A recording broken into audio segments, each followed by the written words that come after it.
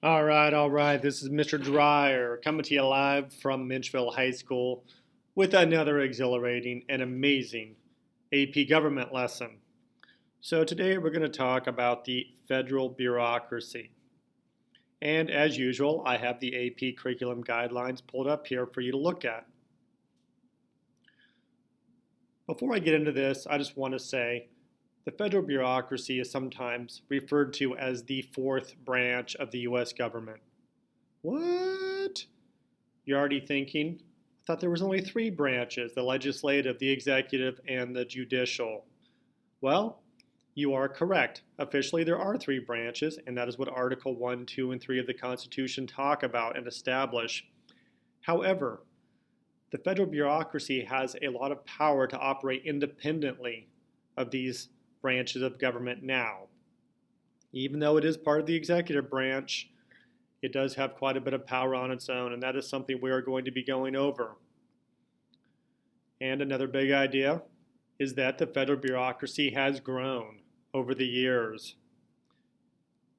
When the U.S. Constitution was first ratified, when the federal government was first formed, there were only three major cabinet level departments. Now there are 15. So basically, the bureaucracy has gotten larger practically every administration and every single year of our country. And now it employs over 3 million people. It's one of the largest employers in the United States. That being said, let's go ahead and look at these curriculum guidelines. So right here we have tasks performed by departments, agencies, commissions, and government corporations. These are all part of the federal bureaucracy.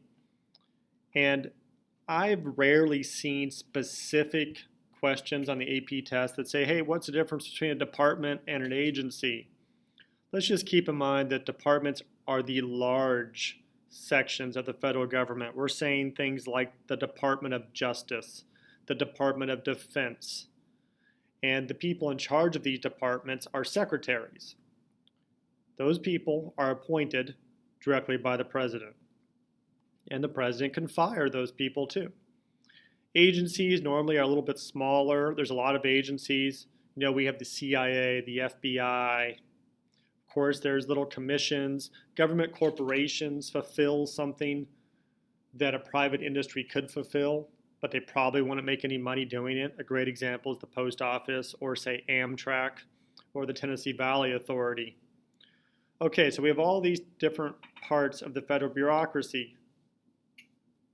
What can they do? That is the major question. Right here, the biggest thing is writing and enforcing regulations. Now, I want to go over that really fast before I get into the other parts of this. First of all, we need to think logically about this. We need to go to the big ideas. And here's the big idea. Where do all of these agencies get their authority? I'm just going to take the EPA, the Environmental Protection Agency, as an example. It has this mandate to protect the environment, to make sure that the water is clean, to make sure the air is clean. But where does it get all of the authority to write regulations? And the answer is Congress. Elected officials, Congress and the president, passed a law that created the EPA. So my major point is that all of these federal agencies are created by acts of Congress, which are signed by the president. They're basically bills that become laws. So nowadays, I always hear a lot of argument about how these agencies are out of control. But keep in mind, they were given the power by Congress. Hence, Congress can actually take the power away. None of this is written in the Constitution. So, let's just say Congress doesn't like what the EPA is doing. Then Congress could actually completely get rid of the agency. They could write a new law saying we don't need this agency anymore. It has fulfilled its purpose, and we are basically deleting it. Now that very rarely happens, obviously, because over time these agencies get many employees, and it would be a huge political blunder to completely get rid of an agency. So I just want to make that clear. These agencies have delegated authority given to them to fulfill specific things. Congress doesn't have the time and the power to make sure that every corporation isn't polluting the air and the water. That's why they created an entire agency to do so.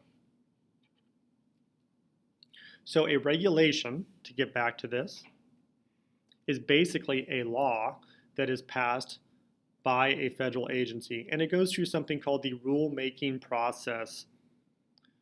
Long story short, let's just say the EPA says, you know what, we think this certain type of pesticide is doing damage. They're going to have scientists go out, collect data, they're going to get all sorts of testimony, and then eventually they're going to write a regulation which says this type of pesticide cannot be used and it is now illegal. This has the force of law. It's like a federal law. So the big question is, what happens if you break this law? What are the consequences? Because we all know that rules and laws are good, but without a consequence, there's really no point. And the answer is these agencies can issue fines. Think of when you go, like you're speeding, you get a speeding ticket. So these fines could be literally thousands, 10,000s, or even millions of dollars.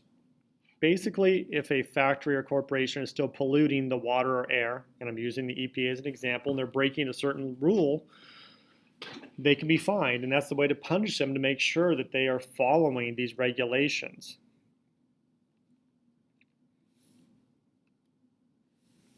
And I just wanted to look at this chart here really fast. This says Trump's EPA is collecting far fewer fines from polluters. So we know that one way the federal bureaucracy can basically force private companies and individuals to follow their regulations is by fining them. But this is another good example of how the president, in the end, is the head of the federal bureaucracy. Relationship between the president and the federal bureaucracy can be rocky at times because, like I said, most of those 3 million employees are not appointed by the president. The president actually only appoints maybe a couple thousand of these people. Yes, he can appoint the heads of these agencies, but most of the people in the agencies are not really answerable to the president. Therefore, over time, there's this sort of idea that the agencies are a little bit independent of the president. And sometimes they don't necessarily do exactly what the president wants because they're going to try to fulfill the function of their agency first. That's what they were hired to do. So the big idea is, how can the president, any of these presidents, control these agencies? Well, one thing is, I already told you, they can appoint the heads of the agencies, and they can also fire them. So on an AP test, if a question pops up, how can the president control the federal bureaucracy? There's one of your answers right there. The president can appoint the people in charge, and those people in charge can decide what direction they want to lead the agency in. So, for instance, Trump appointed somebody in charge of the EPA that did not believe in climate change. So that person was far less likely to direct the employees of the EPA to write fines. And we see that right here. There were far fewer fines issued by this agency under Trump than under some of the other presidents. So being able to appoint the people in charge of the agencies is a huge power. The second thing the president can do is basically direct those people that were appointed to do certain things. Because remember, the people in charge, these secretaries, yes, they are going to act moderately independent of the president, but in the end, they were still appointed by the president, and they're going to be ideologically affiliated with the president. Okay. And then we see the amounts of some of these fines that some of these agencies have given out. Now, the second thing a president can do is cut the budget of that agency. So yet again, to review, the president can appoint the person in charge and fire them. The president can fiddle with the budget, is the best way of putting it. So if I'm a president I really have no chance of getting rid of an agency. I'd have to have Congress agree with that. So the best thing to do is when I make the budget every year with the Office of Management and Budget, I'm going to just cut funds from that agency, which makes it difficult for that agency to really carry out their job. And then I could give money to other agencies that I believe more strongly in. So the budget is a huge tool. And I've told people in my class, whenever you see questions about checks and balances, always, always, always think about the budget, because the president and Congress have to eventually agree on the budget. But money is a huge check on the power of an agency. So right here, we see Trump's 2020 budget. And to be clear, this is a budget proposal. We see down here, source, White House Office of Management and Budget. This doesn't necessarily mean it is the final budget for 2020. I would have to look that up because that's going to require some input from Congress. Okay. And we see cabinet level departments. These are all those major departments I was talking about with secretaries. A lot of them, their budget was cut. And then we also have major federal agencies. If we look down here, Environmental Protection Agency, the proposed budget of the agency was cut 30%. Now that is a proposal. And to be clear, in all 4 years of Trump's presidency, he tried to cut the budget of the EPA, but Congress didn't necessarily agree. So if you look at this chart, it seems severe, but we would have to look up the final cut in the budget. And we see some other cuts. But NASA, the proposed budget was increased. The Department of Defense, so this is the military, the budget was increased. Homeland Security, obviously, so that's like Border Patrol and things like that. Veterans Affairs. So just by looking at these proposed budgets, we get a good sense of the policy initiatives of a certain president. It doesn't have to be Trump, it could be any president. If you throw up a budget, you see what they want to cut and where they want to put money. It gives you a good idea of what their overall goals are. Okay.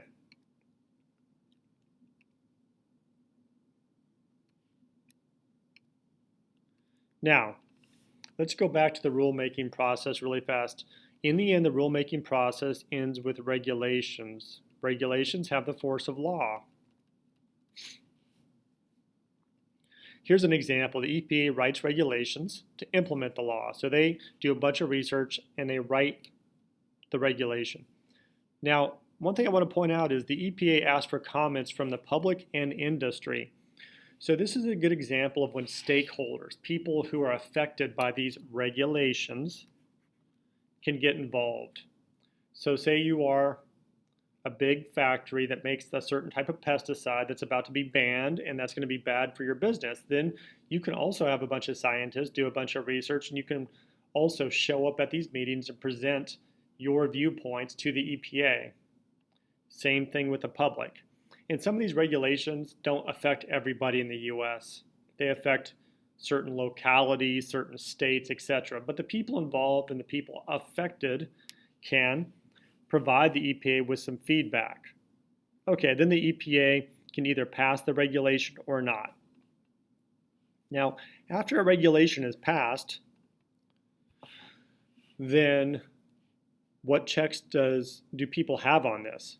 Well, remember in a previous unit, I talked about something called congressional review.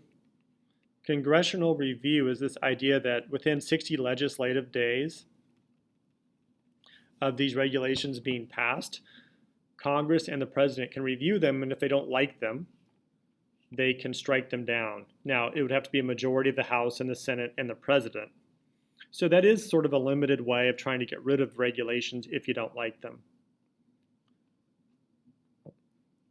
Another thing is that Congress and the president could just pass laws that got rid of these regulations or deregulated certain things. So there are different ways of getting around these regulations, and there are ways to basically delete the regulations. And this has been a big argument the last maybe 10 years of politics, the amount of government regulations. Now keep in mind, some states also have state regulations and state agencies also on top of federal agencies. So for instance, like California is heavily regulated. And it's an argument back and forth. Democrats would say these regulations are necessary to protect the environment or protect the quality of say the air, or say different natural habitats, and Republicans would say that some of these regulations are too burdensome on industry and affect the economy. So there's sort of this back and forth debate about the types of regulations and how many of these regulations do we need. And I will leave it up to you to make that decision for yourself. Okay, going back to, we mentioned that issuing fines was important. I actually had an example. This says a $47 million fine is one of the most notable in recent years.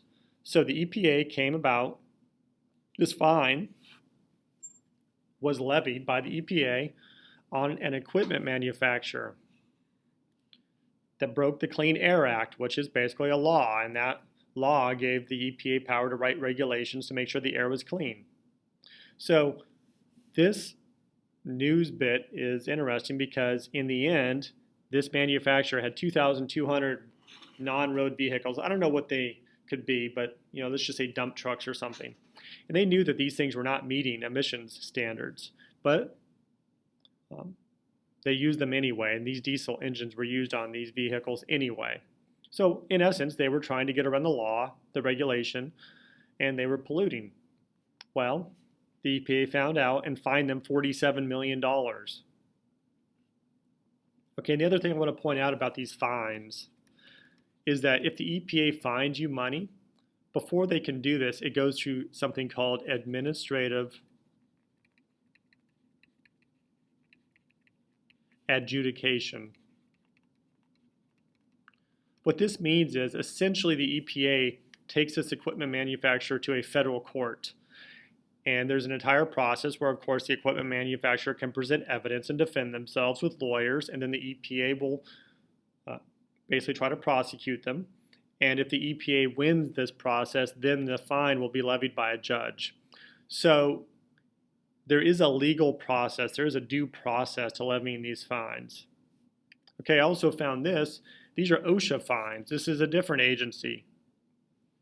And basically this is for workplace safety standards. And all these different places were basically inspected by federal agents, and they were breaking safety standards. So there are guidelines for all sorts of factories, schools, businesses to make sure that the workplace is safe. And if they are breaking these guidelines, yet again, they could be fined.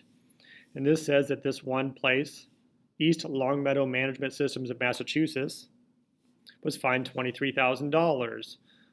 A nursing center was fined $17,000. And an old a home for elderly people was fined $1,000. So these fines could range all the way from maybe $1,000 to tens of thousands to millions of dollars, depending on the severity of how these people are breaking them.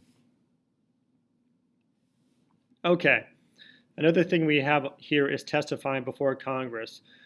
Congress can actually call members of the federal bureaucracy to testify in special hearings or before committees. And this happens all the time when different laws or bills come to these committees and they're talking about whether they should pass this bill or not. And so they will call specific people from different agencies as witnesses. So let's just say you hear about issues on the border with the Border Patrol. Well, Congress can do a special investigation through their investigative powers, and they could call people from that agency to testify before Congress. And this happens all the time. Okay, issue networks and iron triangles. Really what an iron triangle is exactly what it sounds like. In the book, in a chapter, they have this triangle with three different, let's just say, stakeholders. So one part of the triangle is going to be a committee in Congress. So let's just say it's a committee on agriculture. One part of this triangle will be a lobbying group, an interest group. Let's just say it's an interest group that represents agricultural corporations or companies. And one part would be the Department of Agriculture. And the idea is that these three things often work together to get policies or regulations passed or to not get regulations passed. So yet again, we have the Department of Agriculture, we have a committee in Congress dealing with agriculture, and we have different farming groups that want to affect this process. And I think the example in the book actually uses the Department of Veterans Affairs. There's a committee in Congress dealing with Veterans Affairs, and then there are some very powerful interest groups that deal with Veterans Affairs. So issue networks and iron triangles are just a way of how these different entities can work together to try to pass policies and get these policies implemented into law. All right, this next slide here just has some of the major agencies, and the learning objective is explain how the federal bureaucracy uses delegated discretionary authority for rulemaking. We've already went over that, but delegated discretionary authority is the power given to them by Congress. So yet again, on an AP test, if it says, hey, how can Congress control these, check the federal agencies? Like I said, you can always go to the budget. That's always a good example. Congress can always just delete the agency. They can pass a law getting rid of it. Or Congress can amend or change the purpose of the agency. Now keep in mind, over time, Congress can also make more agencies. The most recent agency that was added was the Department of Homeland Security. And that's relatively recently. So Congress keeps adding agencies, and theoretically they could get rid of agencies. Okay.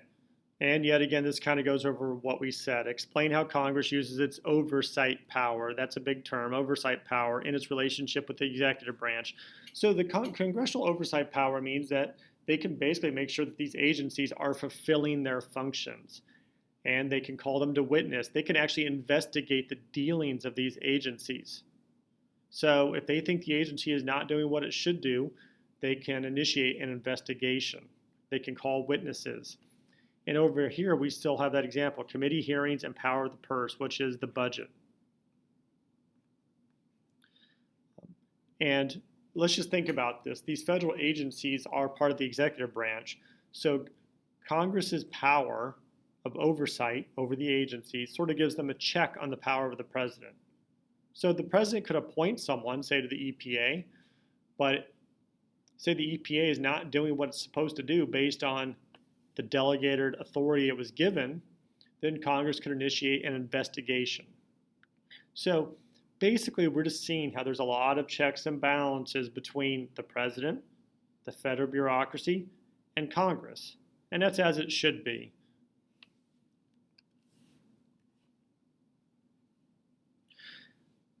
This says, explain how the president ensures that executive branch agencies and departments carry out their responsibilities in concert with the goals of the administration.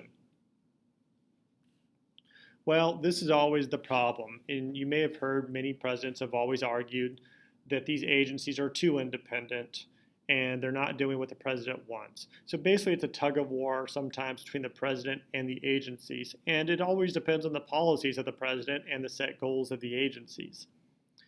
So probably the biggest thing, like I said before, is the budget and the power of the president to appoint the people in charge or fire them. Okay, that's just sort of a basic overview of the federal bureaucracy. There is more in the chapter, but I think this gives you a good firm foundation, and if you understand these ideas, you can do well in the AP test. As usual, good luck, and make sure you read the textbook.